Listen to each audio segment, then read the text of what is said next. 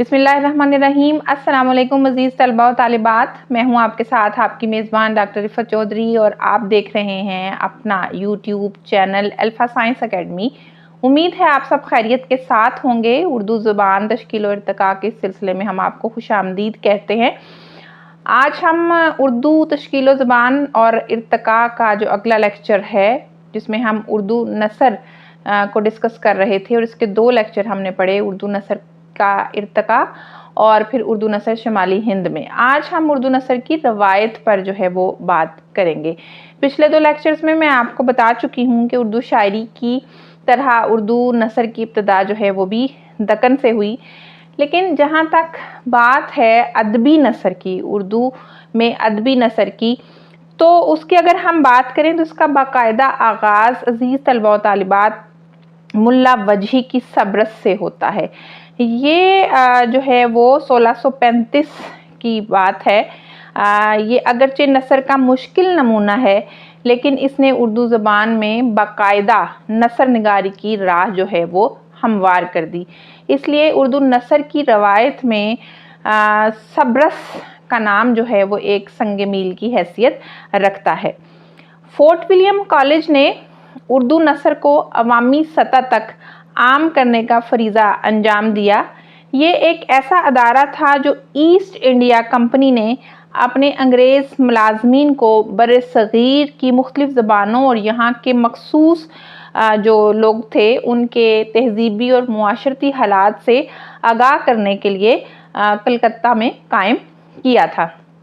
हम सब जानते हैं कि ईस्ट इंडिया कंपनी का क़याम जो है वो हिंदुस्तान में हुआ था। बरतानिया ने इसको कायम किया था और इसका मकसद जो है वो ये था कि हिंदुस्तान के लोगों को मुआशी तौर पर एक तो जो है वो मुलाज़मतें फ़राहम करना और दूसरा ये कि अपने अंग्रेज़ मुलाजमीन को हिंदुस्तान की जो मुख्तलिफ़ ज़बानें हैं उनसे आगाह करना। मकसद चूँकि सियासी था, मकसद ये था कि जब भी किसी कौम ने किसी दूसरी कौम पर हुकूमत करना होती है या किसी दूसरे खित्ते पर हुकूमत करना होती है तो सबसे पहले उसकी ज़बान को सीखना ज़रूरी होता है। इसी मकसद के लिए फोर्ट विलियम कॉलेज को जो है वो कायम किया गया था। मकसद अगरचे सियासी था, लेकिन इससे उर्दू ज़ुबान व अदब को बहुत फ़ायदा जो है वो पहुँचा। इस कॉलेज में एक शोबा जो है वो उर्दू और हिंदी के लिए मखसूस किया गया। नसर की किताबें चूँकि फ़राहम नहीं थीं, तो इस कॉलेज में एक दारुल तर्जुमा शोबाए तसनीफ़ व तालीफ़ भी कायम किया गया, जिसके निगरान डॉक्टर जॉन गिलक्रिस्ट थे। ये पेशे के एतबार से तो मेडिकल डॉक्टर थे, लेकिन ज़बानें सीखने का शौक़ जो है वो उन्हें ख़ासा था और इसी शगफ़ के लिए वो हिंदुस्तान आए। मुकामी ज़बान और तहज़ीब से मुकम्मल आशनाई हासिल करने के बाद इस ज़बान का अव्वलीन लुग़त जो है, डिक्शनरी जो है वो भी उर्दू ज़बान का वो इन्होंने मुरत्तब किया और बादशाह फोर्ट विलियम कॉलेज के शोबा उर्दू के सदर भी मुकर्रर हुए। इस शोबे से जो है वो मुतअद्दिद ऐसे अदीब मुंसलिक उन्होंने किए जो उर्दू नसर की तारीख़ में ज़िंदा और जावेद हो गए, जैसे मीर अमन और हैदर बख्श हैदरी। मीर अमन की दास्तान बागो बहार उर्दू नसर का सबसे कीमती सरमाया तस्लीम की जाती है। हालांकि ये दास्तान अपने किस्से के एतबार से कोई नई नहीं थी, बल्कि इससे पहले इस दास्तान का तर्जुमा जो है वो हो चुका था और चूँकि ये दास्तान फ़ारसी ज़बान का तर्जुमा थी और इसको पहले अता हुसैन ख़ान तहसीन ने नो तर्ज़े मुरस्सा के नाम से इसका तर्जुमा किया था, जो कि एक मुश्किल और पेचीदा तर्जुमा था।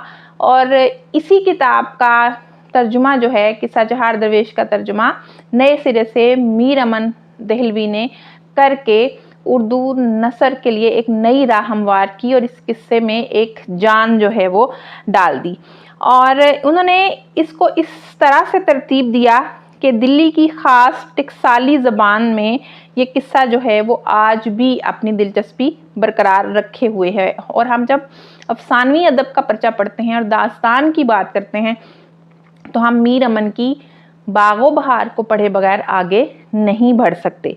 इसी तरह हैदर बख्श हैदरी ने हातम ताई के किस्से को आराइश महफिल के नाम से मुरत्तब किया और अपने तर्ज बयान से इसे हर दिल अजीज़ बना दिया। मीर अमन की बागो बहार 1802 में लिखी गई। 1803 میں سید انشا نے، جو لکھنؤ میں تھے اور مشہور اور معروف شاعر تھے، فورٹ ولیم کالج کی تحریک سے بے خبر ہونے کے باوجود انہوں نے جو ہے وہ رانی کیتکی کے نام سے جو ہے وہ قصہ تصنیف کیا، اور اس میں بھی خالص اردو کے الفاظ جو ہیں وہ انہوں نے شامل کیے۔ بہرحال میر امن دہلوی نے جو باغ و بہار لکھی، اس نے ایک ایسی تحریک کا جو ہے وہ آغاز کر دیا جس نے اردو نثر کو عام فہم، آسان، سلیس اور رواں دواں بنانے میں اہم کردار ادا کیا۔ اس کے بعد نثر لکھنے کا سلسلہ جو ہے وہ شروع ہو گیا، اور ان میں سب سے نمایاں جو ہے وہ ایک اور قصہ فسانہ عجائب کے طور پر ہمارے سامنے آیا، جو کہ 1825 میں لکھا گیا، اور اس کے مصنف جو ہیں مرزا رجب علی بیگ سرور ہیں۔ پھر داستانوں میں مزید اضافہ ہوا، داستان امیر حمزہ اور طلسم ہوش ربا بھی جو ہیں وہ لکھی گئیں، جنہوں نے شہرت حاصل کی۔ فورٹ ولیم کالج کے دیگر لکھنے والوں میں عزیز طلبہ و طالبات بہادر علی حسینی، کاظم علی جوان، خلیل خان اشک، شیر علی افسوس، نہال چند لاہوری، مرزا لطف علی، مظہر علی، شیخ حفیظ الدین، امانت علی شیدا وغیرہ کے نام جو ہیں وہ بہت مشہور ہوئے۔ اردو نثر کا جو ہے وہ بہت چرچا ہوا، اور اردو نثر پہ فورٹ ولیم کالج کا ایسا جادو جو ہے وہ چڑھا کہ دیکھتے ہی دیکھتے پورے ہندوستان میں اردو نثر کا چرچا ہونے لگا۔ تو اگر ہم کہیں کہ اردو نثر کو فروغ دینے میں فورٹ ولیم کالج نے اہم کردار ادا کیا، اور اردو نثر کو فروغ دینے کا سہرا جو ہے وہ فورٹ ولیم کالج کے سر جاتا ہے، تو یقیناً یہ درست بات ہے۔ اس کے علاوہ اگر ہم آگے بات کریں تو داستانی ادب کے ساتھ ساتھ ایک طرف 1842 میں قائم شدہ دلی کالج کی جو ٹرانسلیشن سوسائٹی ہے، اس نے مختلف موضوعات پر کتابیں شائع کرائیں، تو دوسری طرف عیسائی مشنری بھی اپنا کام جو ہے وہ کرتے رہے۔ انہوں نے بھی اپنے مذہبی لٹریچر کو اردو میں منتقل کرنا شروع کیا۔ اسی زمانے میں اردو زبان میں دھڑا دھڑ اخبار بھی شائع ہونا شروع ہوئے، اور ہوتے ہوتے ہندوستان میں اخبارات کا ایک نہ ختم ہونے والا سلسلہ جو ہے وہ شروع ہوا، اور اردو نثر جو ہے وہ ترقی کی راہ پر گامزن ہو گئی۔ یہی وہ زمانہ تھا عزیز طلبہ و طالبات جب مرزا غالب ہر تحریک سے الگ تھلگ رہ کر کسی شعوری مقصد کے بغیر اپنے دوستوں اور شاگردوں کے نام خطوط لکھ رہے تھے۔ وہ نہیں جانتے تھے کہ وہ جو خطوط لکھ رہے ہیں وہ کل کو اردو نثر کے لیے کس قدر جو ہیں وہ فائدہ مند ہوں گے، اور ان کے خطوط اردو نثر کا بیش قیمت جو سرمایہ ہیں وہ ثابت ہوئے۔ ہمارے تمام ناقدین جو ہیں انہی خطوط کو جدید اردو نثر کا سنگ میل قرار دیتے ہیں۔ پروفیسر آسی ضیائی نے جو ہے وہ غالب کے ان خطوط کے بارے میں کہا کہ غالب نے اردو نثر میں پہلی بار اظہار ذات کا دروازہ کھولا، اور اس میں کوئی شک نہیں ہے کہ غالب کے یہ خطوط جدید نثر کو ایک نئی راہ پر ہموار کرنے کے لیے، ایک نئے راستے پر چلانے کے لیے ان خطوط نے انتہائی اہم کردار ادا کیا۔ 1857 میں پاک و ہند کے مسلمانوں پر، بلکہ ہمیں کہنا چاہیے کہ بر صغیر کے لوگوں پر جو قیامت ٹوٹی اور جس کرب میں یہ قوم مبتلا ہوئی، اس سے نجات دلانے کے لیے سر سید احمد خان کو قدرت نے منتخب کیا۔ سر سید احمد خان نے انگریزی تعلیم حاصل کرنے پر جو ہے وہ زور دیا، اور تمام برصغیر کے لوگوں اور خاص طور پر مسلمانوں کی زندگی کو جو ہے وہ بے حد متاثر کیا۔ سر سید خود صاحب طرز ادیب تھے، اور ان کی تحریر جو ہے وہ ابتدائی طور پر تو روایتی قسم کی تھی، لیکن پھر آراستہ اور پیراستہ جو ہے وہ نثر انہوں نے لکھنا بھی شروع کی۔ سر سید نے مختلف موضوعات پر قلم اٹھایا اور اردو نثر کو ایک نئی راہ جو ہے وہ عطا کی۔ انہوں نے جو ہے وہ قرآن مجید کی تفسیر لکھی، اور پھر ایک رسالہ تہذیب الاخلاق کے نام سے جاری کیا، مضامین اور انشائیے لکھے جنہیں انگریزی میں ایسے بھی کہا جاتا ہے۔ تو مضمون اردو میں لکھنے کا سب سے پہلا سہرا جو ہے وہ سر سید کے سر پر ہی سجتا ہے۔ تو سر سید نے اپنی تحریر کے ذریعے برصغیر کے لوگوں کے اندر اور خاص طور پر مسلمانوں کے اندر بیداری اور ذمہ داری کی لہر جو ہے وہ دوڑا دی۔ تو جدید نثر کی جو چھاپ سر سید نے چھاپی تھی اس کا سلسلہ ابھی تک جو ہے وہ جاری ہے۔ بہت سے ادیبوں نے، بہت سے نثر نگاروں نے سر سید کے اثر کو قبول کیا، وہ اس تحریک میں شامل بھی ہوئے۔ ان میں خواجہ الطاف حسین حالی، مولوی نذیر احمد، مولانا محمد حسین آزاد، مولانا شبلی نعمانی خاص طور پر جو ہیں وہ قابل ذکر تھے۔ مولانا الطاف حسین حالی بنیادی طور پر جو ہے وہ شاعر تھے، انہوں نے غزل بھی کہی، نظم بھی لکھی اور آنے والی نسلوں کو متاثر بھی کیا، لیکن ساتھ ہی وہ اردو نثر کی طرف متوجہ بھی ہوئے۔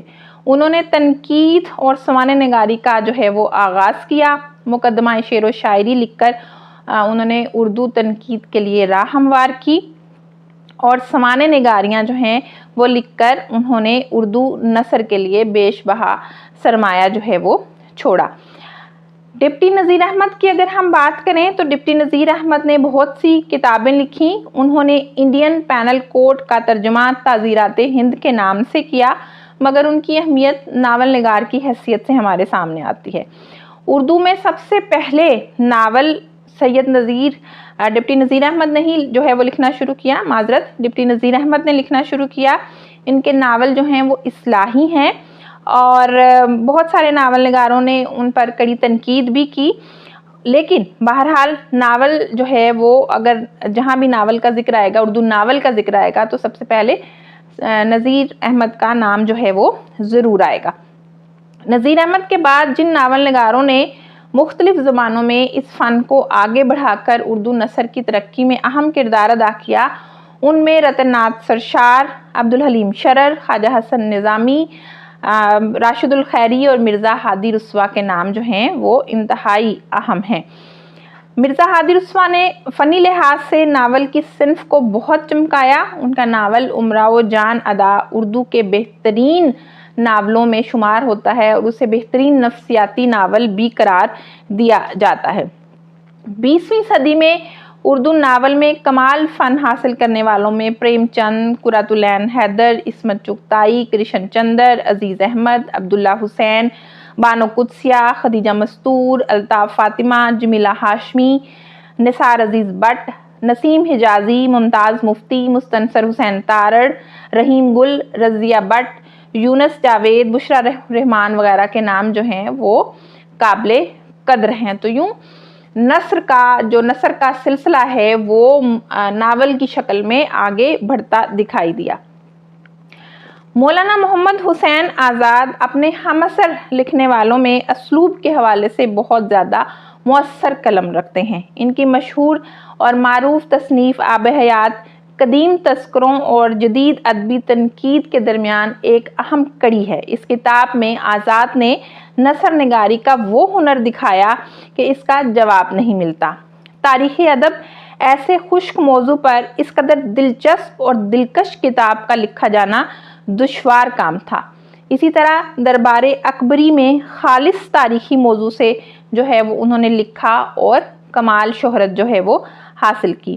آزاد نے نثر نگاری کے جوہر دکھائے۔ پھر سخندان فارس جو فارسی اور سنسکرت کے تقابلی مطالعے پر مبنی ہے، اردو زبان میں علم لسانیات پر اپنی نوعیت کی یہ پہلی کتاب ہے جس سے آزاد کا زبانوں کے متعلق مطالعے سے گہرا لگاؤ ثابت ہوتا ہے۔ اور اس کے ساتھ ہی نرنگ خیال ہے جس میں شامل مضامین کو ایسے بھی کہا جا سکتا ہے، مضمون کہا جا سکتا ہے اور انشائیہ بھی کہا جا سکتا ہے۔ انہی میں بعض مضامین اردو میں فینٹیسی کے نقطہ خیال سے بھی جو ہیں وہ آغاز ہیں کہ اردو میں فینٹیسی کا جو نقطہ آغاز ہے وہ آزاد سے ہی ہوتا ہے، تمثیل بھی جسے ہم کہتے ہیں۔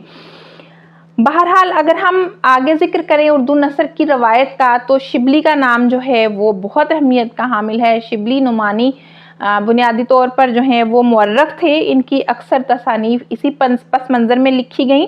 ان کا بیان رنگین اور ان کی زبان سادہ اور سلیس اور مؤثر ہے۔ سیرت النبی صلی اللہ علیہ وآلہ وسلم، شعر العجم، الفاروق ان کی مارکے کی جو ہیں وہ تصانیف ہیں۔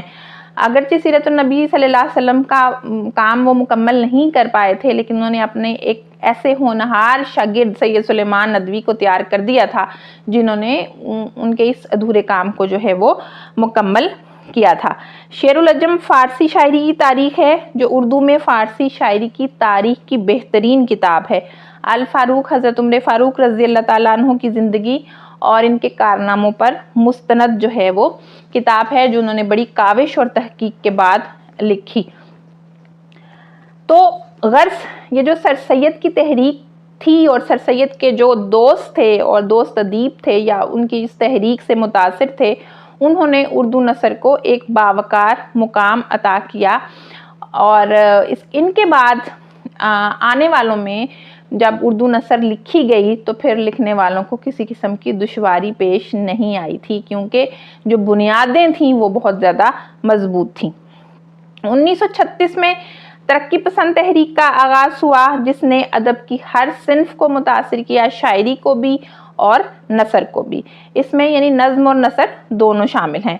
نثر میں تنقید بھی تھی اور افسانوی ادب بھی۔